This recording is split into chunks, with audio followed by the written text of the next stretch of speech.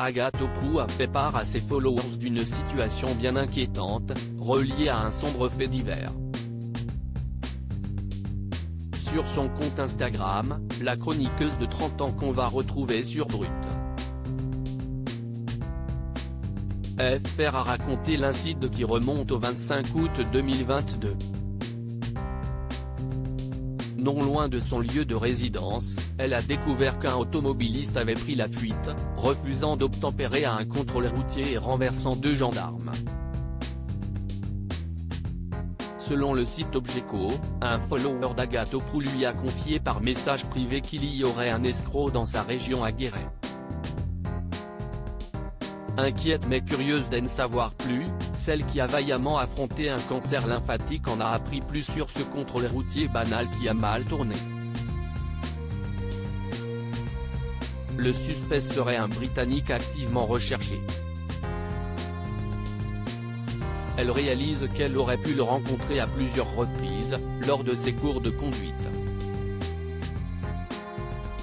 Un sombre escroc star de Netflix. Tout a démarré quand des chiens d'élevage détenus par un couple de Britanniques à Vidaya, un village de 180 habitants au sud de Guéret, devaient être transférés vers la SPA sous le contrôle de la DPP, chargée entre autres de la protection animale, et de la gendarmerie. CIST alors que, selon la préfecture de la Creuse, au moment où la gendarmerie demandait à l'un des conjoints de se déplacer à la brigade la plus proche, un homme a démarré son véhicule puis percuté les 2 militaires avant de prendre la fuite. Selon la maire de la commune Martine Laporte, l'homme, toujours en fuite vendredi, est Robert Andy Frigard, a indiqué la. Le quinquagénaire, arrivé dans le village avec sa compagne en 2015, n'est pas un inconnu. Cet escroc britannique est le héros d'un documentaire The Puppet Master, leçon de manipulation, diffusé sur Netflix depuis le début de l'année et d'un film de fiction, Rogue Agent, avec James Norton et Gemma Arterton, également sur Netflix.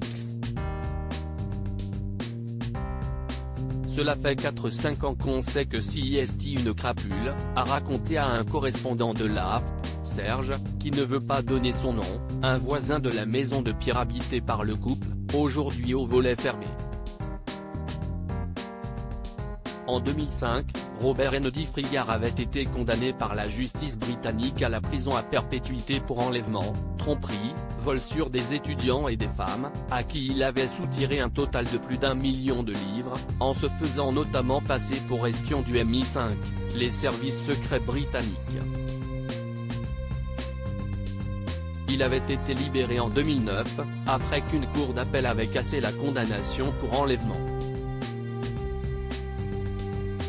À Vidaya, l'escroc s'était installé avec sa compagne dans une maison isolée, accessible après plusieurs lacets dans la forêt limousine. S'il ne s'y rendait que très rarement, sa compagne y vivait totalement recluse et complètement sous influence, selon la mère. Son fils et sa fille, nés d'une autre union, pensaient leur mère disparue, jusqu'à la diffusion du documentaire. Selon la mairie, l'élevage canin illicite du couple abritait près de 30 chiens en cage et était visé par plusieurs signalements de la municipalité depuis 2 ans.